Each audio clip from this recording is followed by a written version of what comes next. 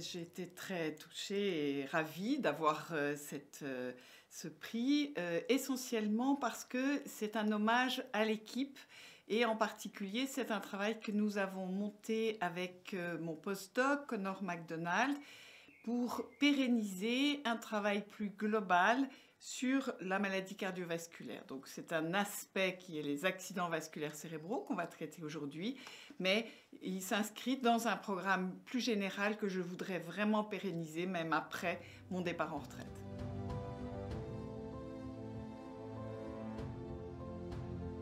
Eh bien écoutez, je vais bientôt être atteinte par la limite d'âge puisque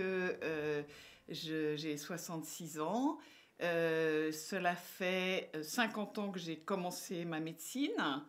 Ça fait 44 ans que je suis médecin et je suis rentrée à l'INSERM en 1988. Donc j'ai toujours gardé cette activité mixte où je suis à la fois médecin interniste et gastro-entérologue avec une activité clinique et surtout mon poste de directeur de recherche à l'INSERM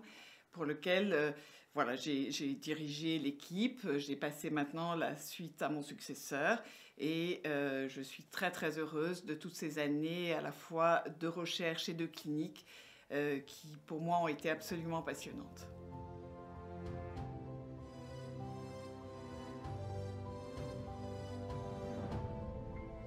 Alors, comme je le disais tout à l'heure, nous avons monté un programme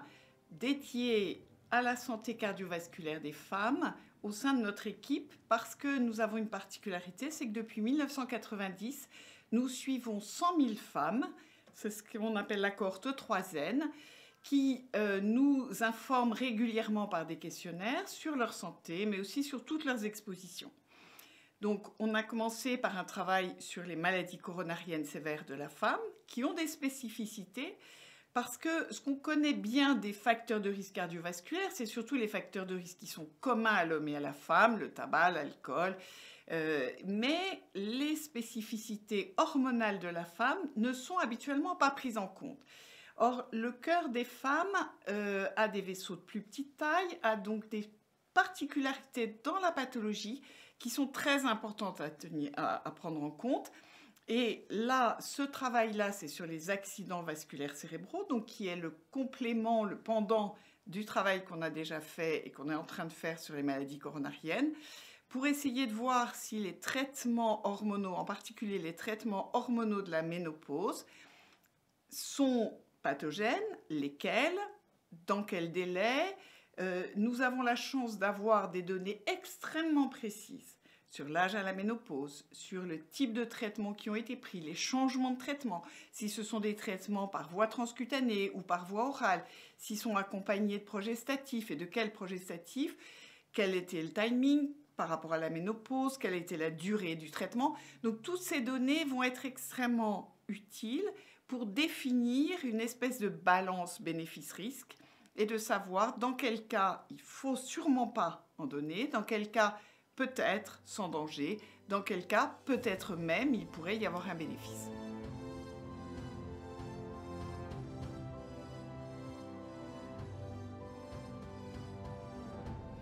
Alors, ce qui est recommandé par les programmes nationaux nutrition santé, j'ai aussi beaucoup travaillé avec l'ANSES. Donc, ce qui est important, c'est d'abord de maintenir un poids le plus proche possible de la norme, c'est-à-dire moins de 25 d'indice de masse corporelle après la ménopause, où c'est souvent un petit peu plus difficile. D'autre part, de maintenir une activité physique régulière, ça c'est vraiment extrêmement important. Et puis, d'avoir une alimentation équilibrée. Nous avons montré, par exemple, que le fait de bien distribuer l'alimentation au cours de la journée, c'est-à-dire de prendre un petit déjeuner, de prendre un goûter qui est assez une spécificité française, permet de réduire le risque de diabète, par exemple de type 2, qui est aussi un facteur de risque majeur de maladie cardiovasculaire. Et puis, nous avons montré aussi que le fait de manger plutôt en début de journée et d'avoir un repas du soir plus léger était associé à un moindre risque de prendre du poids à calories égales au cours de la journée. Donc, il y a un certain nombre de petites choses macroscopiques. Et puis après, au sein, évidemment, des différents composants alimentaires, je vais redire ce qui est dit habituellement, c'est-à-dire une consommation régulière quotidienne de fruits et de légumes. Et c'est plutôt, alors vous savez, les 5 portions de fruits et légumes ne sont pas toujours bien comprises, mais c'est au moins 3 portions, c'est-à-dire à peu près 250 grammes de légumes par jour, de fruits, une consommation raisonnable de produits carnés, limiter la consommation des charcuteries, plutôt avoir des matières grasses d'origine végétale, plutôt des monoinsaturés comme l'huile d'olive ou polyinsaturés plutôt de la catégorie N-3, c'est-à-dire par exemple l'huile de colza, et avoir au fond plaisir à manger. Ça, c'est quand même très important, mais aussi une alimentation qui soit variée, équilibrée, et qui respecte voilà, les grandes lignes habituelles des recommandations.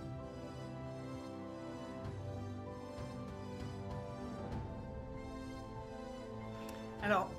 ça a été vraiment une très heureuse surprise de voir que le prix était donné à cet endroit très prestigieux, qui est un endroit d'histoire. Je dois dire que simplement d'être là, dans ce salon magnifique, ça, pour un Français, c'est quelque chose de très émouvant. Et pour moi, je trouve que c'est un honneur d'avoir été reçu ici.